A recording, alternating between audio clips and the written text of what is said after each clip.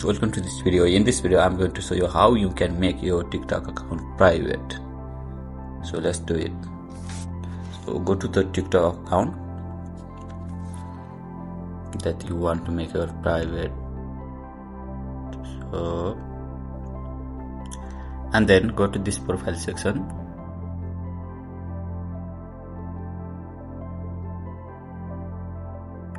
From here, tap on the three dot in the top right corner. From here, go to setting and privacy. From here, privacy, and turn this on private account option. When you turn this on with a private account, only user you approve can follow you and watch your videos. Your existing follower won't be affected.